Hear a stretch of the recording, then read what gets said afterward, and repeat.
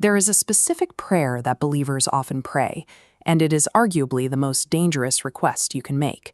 It's the prayer for a heavier anointing, a targeted spiritual empowerment meant for a specific task. We ask God to use us, to give us power, without realizing what we are actually inviting in. We look at figures like Evan Roberts, the Welsh revivalist, and we admire the massive spiritual weight they carried. People look at historical awakenings and crave that level of spiritual fire, but they almost always ignore the brutal, physical reality of the fuel required to burn it. We are running out of time to figure this out. History suggests these movements operate in 40-year intervals. Since the landmark 1907 revival led by Evan Roberts and the Azusa Street Awakening, we have crossed 3 of these cycles. By September of 2027, this pattern points toward a massive global spiritual shift. Operating in this economy of the spirit requires a severe hidden price. While salvation is a gift, the authority to survive a wave of this magnitude requires a different kind of transaction. You cannot engineer a tidal wave, but if you stand on the shoreline begging for the water without learning the cost of swimming in it, that exact same anointing you prayed for will pull you under. The book of Isaiah outlines a bizarre transaction. It invites people to come and buy water, specifically without using any money. It establishes a marketplace that runs on a different kind of currency. This diagram shows human digestion. A healthy body empties itself, demanding more fuel. That is the daily currency required, relentless spiritual hunger. If you lose that hunger, your spiritual digestion completely stops. Yesterday's meal cannot sustain today. The moment you become complacent, the system dies. But God moves you past simple hydration. Isaiah explains that hunger is the key to wine and milk, higher-level substances that represent the power and nourishment required for a spiritual life that is maturing. So your daily hunger purchases your initial spiritual upgrade, but reaching those higher tiers of power triggers a completely unavoidable trap. In the Gospel of Matthew, a mother approaches Jesus with a highly ambitious request.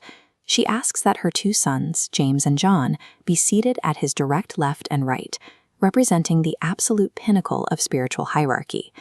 Jesus doesn't criticize her ambition. Instead, he asks a sobering counter-question. Can you drink the cup I drink? He links the desire for peak spiritual position directly to the necessity of suffering. James confidently agreed to drink that cup. He got the spiritual promotion he asked for, and as a direct result, he became the very first apostle to be violently martyred by the sword. I experienced a version of this myself. Years ago, I spent hours every single night in a cramped apartment with paper-thin walls, crying out with intense hunger for a heavier anointing. I expected an overwhelming sense of peace. Instead, the anointing provoked the neighbor next door. He started throwing stones at our wall. He screamed obscenities.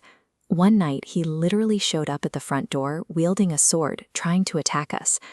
God answers prayers for spiritual power with a direct invitation to conflict. Instead of immediate peace, he introduces physical and spiritual opposition to test if you are capable of holding the cup you asked for. This forces us into a harsh reality. Acquiring a new level of spiritual anointing automatically guarantees a new level of severe opposition. Take a look at this scale. In the spiritual economy, the opposition you face is not a punishment. It is the exact mathematical proof of your spiritual promotion. If you are suddenly facing bizarre, unprecedented hardships or unprovoked attacks in your life right now, you need to stop assuming that God has abandoned you. This level of hardship simply means you are operating in a spiritual tier you didn't have access to yesterday. You are facing enemies that previously couldn't even see you. The greatest revivalists in history did not operate in safe, sterile environments. They walked through the gritty, brutal realities of places like historical London, facing relentless hostility. But their hunger was heavier than the stones thrown at them, and it ended up shifting nations. So when the attacks start, you must stop focusing on the stones being thrown at you. Recognize the elevated spiritual authority you now hold that provoked them in the first place. Maintain your daily hunger. Accept the severe price of the cup.